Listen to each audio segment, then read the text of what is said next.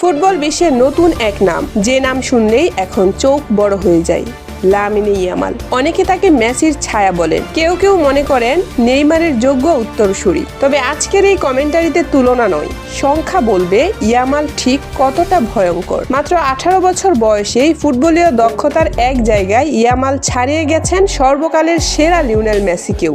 গোল নয়, অ্যাসিস্ট নয়, কথা হচ্ছে ড্রিবলিং নিয়ে। ইউরোপের শীর্ষ 5 লিগে এক বর্ষপঞ্জিকায় সবচেয়ে বেশি সফল ড্রিবলিং এর রেকর্ড এখনও নেইমারের দখলে। 2017 সালে বার্সেলোনা ও পিএসজির হয়ে নেইমার করেছিলেন 365টি সফল ড্রিবলিং, আর ঠিক তারপরেই দ্বিতীয় স্থানে উঠে এসেছেন লামিনে ইয়ামাল। 2025 সালে বার্সেলোনার 10 নম্বর জার্সি গায়ে চাপিয়ে তিনি সফল ড্রিবলিং করেছেন 307 বার। এই তালিকায় মেসি নিজেও আছেন শীর্ষ 10-এ 5 বার, কিন্তু এক বর্ষে ইয়ামালের মতো সংখ্যায় পৌঁছাতে পারেননি। চোট আর মাঠের বাইরের কিছু বিতর্কে একসময় একটু ছন্দ হারিয়েছিলেন ইয়ামাল। এল ক্লাসিকোতে 2-1 ব্যবধানে হারের ম্যাচে ছিলেন নিষ্প্রভ, কিন্তু বড় খেলোয়াড়রা এখানেই আলাদা।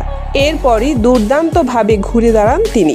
গোল করুক বা না করুক, অ্যাসিস্ট থাকুক বা না থাকুক, ডিফেন্ডারদের নিয়ে তার কারিকুরি এখন পুরো ফুটবল বিশ্বের আলোচনার বিষয়।